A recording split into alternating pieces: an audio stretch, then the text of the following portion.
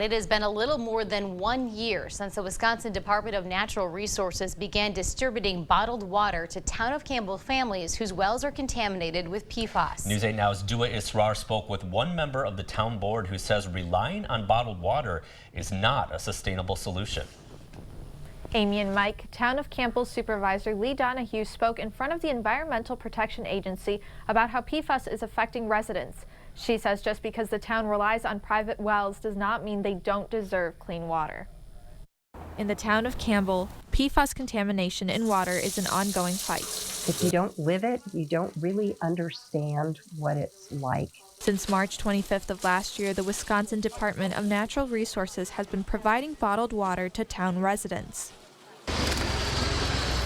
There are new folks signing up every day. We continue to meet those requests and will continue to do so. Over a year later, a solution to PFAS contamination is still unknown. We don't have the budget as a town to be able to pay for what the solution is going to cost. Earlier this week, Town Supervisor Lee Donahue shared her concerns with the EPA.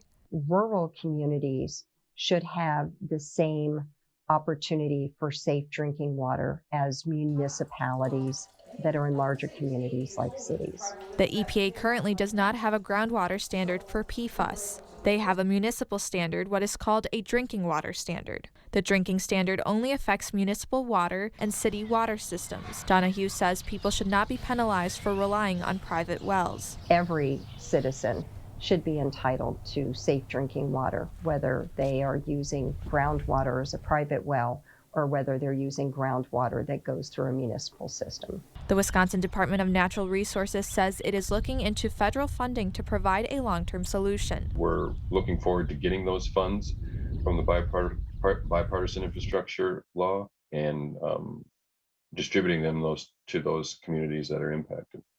Donahue says she has been collecting personal statements from residents to present to the EPA and other federal and state agencies.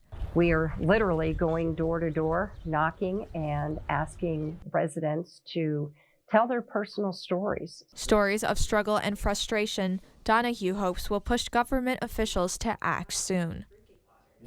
The EPA is working on creating a draft standard for an acceptable level of PFAS contamination in water. Currently, the EPA advisory is 70 parts per trillion. Donahue says the agency recognizes the advisory is outdated and should be significantly lower. All right, thanks a lot, Dua. And that draft standard is expected to be released coming up in November. Get a feel for those people. 1 year, brushing your teeth with bottled water, cooking with bottled water. Think about it. It is an incredible inconvenience, and just not to mention the health and the property value issues that are going on. So and she said it best is, you don't know it until you're going through it. So it's crazy.